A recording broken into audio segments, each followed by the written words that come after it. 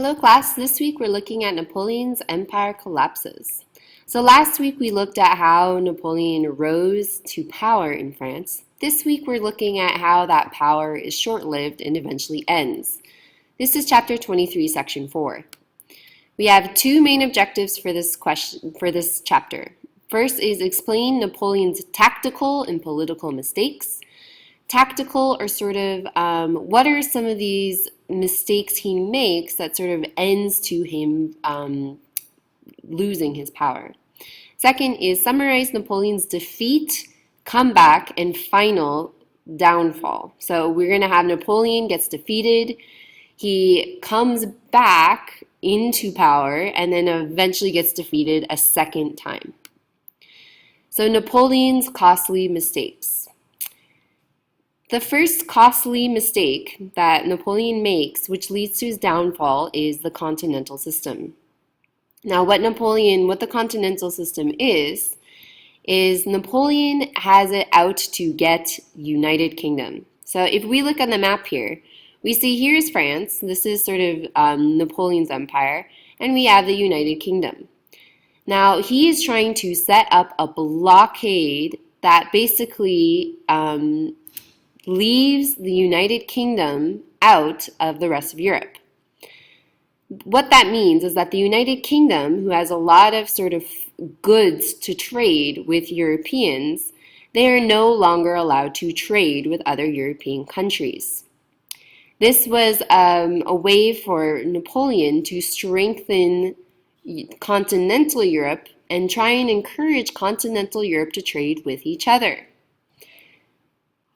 By sort of blocking the United Kingdom out of this trade, he's also trying to weaken Britain's economy. So he's basically, because at this point, the United Kingdom, they have a very strong economy. So he's trying to weaken that. The way that the British respond to this blockade is they set up their own blockade. So the first thing is that many of these countries, even though they agreed to sort of block Britain out, many of these countries end up trading secretly with the United Kingdom. That's what we call smuggling. So we have smugglers sneaking British goods into Europe, which makes sort of the allies that France has made fail. The second thing is Britain responds by putting up their own blockade. And since Britain has the strongest army in the world, navy, the strongest navy in the world, their blockade is more successful than Napoleon's blockade. Napoleon's also hoping that because Britain and America are fighting in a war right now, it's called the War of 1812, this is also going to weaken the United Kingdom. But this war doesn't really do anything to weaken Britain. The second mistake that Napoleon makes is the Peninsular War. Now, if we were to look back on this map, you can see that Portugal is not a part of Napoleon's blockade. Napoleon does not like that. Napoleon wants to force Portugal to be a part of this continental blockade. So what Napoleon does is he ends up sending his army across Spain to go to Portugal. But Spain is very upset about Napoleon sending his army in their country. Napoleon doesn't respond by removing his soldiers. Instead, he takes out the Spanish king and puts in his brother to make his brother the king of Spain. Now, of course, the Spanish, they are extremely upset about this. They do not want Napoleon's brother as their king. They want their old king back. And so the Spanish start responding by using guerrilla warfare. Now, guerrillas, this is when small groups are attacking and then disappear. Another way to put this is guerrilla warfare is when you are surprise attacking your enemy. This isn't what Napoleon is used to. Napoleon is used to a formal battle on a field where one side attacks the other. He's not really used to people surprise attacking him on a mountain path and then disappearing uh, once they've sort of dominated. The British, they see this as an opportunity to also take Napoleon out of power. So the British actually help the Spanish guerrillas. So we have all these small groups of people attacking Napoleon's army. And the British, they're helping that happen as well. This sort of results in Napoleon never even attacking Portugal, but being attacked by Spain instead. The last thing is Spain ends up becoming very nationalistic. Which means they have a big pride in their own culture. They don't like it that the French are coming in and taking over. During this war, the Peninsular War, Napoleon loses 300,000 soldiers. That is a significant or a large amount of soldiers to be lost.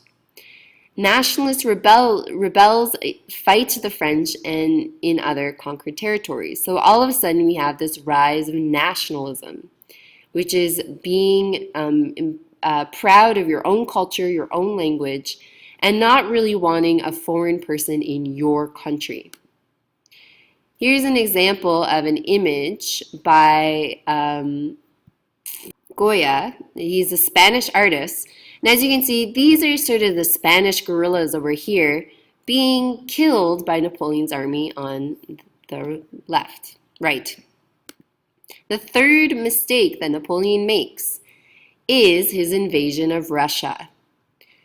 So up until this point, Russia is actually an alliance of France. Russia and France are supposedly getting along. But the problem is Russia continues to trade with Britain. And Napoleon is angry about this. He says, my continental blockade makes it so you should not trade with Britain. You are disobeying me. So Napoleon's response, he starts to invade Russia. So in June 1812, Napoleon marches into Russia with 420,000 men. This is a majority of his army. The Russians, they sort of know that they cannot compete in a battle against Napoleon's large army. And so the Russians end up retreating, but as they retreat, they start to use what we call the scorched earth policy. This policy means that while the Russians were sort of running away from Napoleon's army, they are destroying everything in its path. So any sort of food that Napoleon's army would probably try to take and eat, they're destroying it. They're hoping that Napoleon's army is going to starve to death.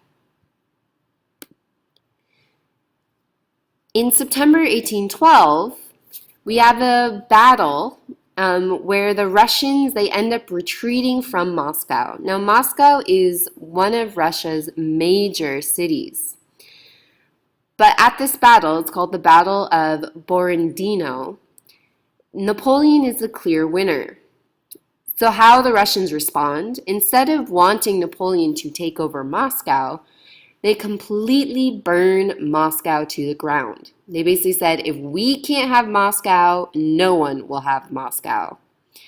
So when Napoleon comes up with his army to Moscow, they're coming to an abandoned and burning city.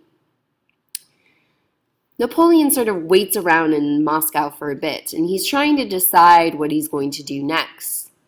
But while he's waiting around in sort of this damaged and abandoned city, winter starts to come. And if you have any idea how cold Russia is, well, let me tell you, it's very, very cold.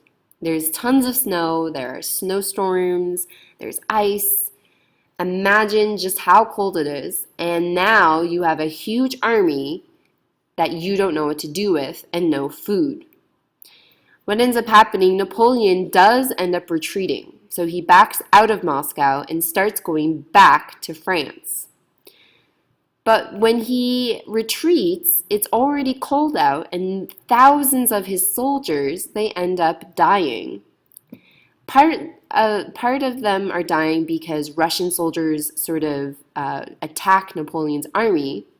Other reasons is mostly because of the cold weather. Napoleon's only left with 10,000 soldiers. So if you imagine, he has lost 410,000 soldiers by going into Russia. And Napoleon is now left with pretty much no army at all. Napoleon's downfall.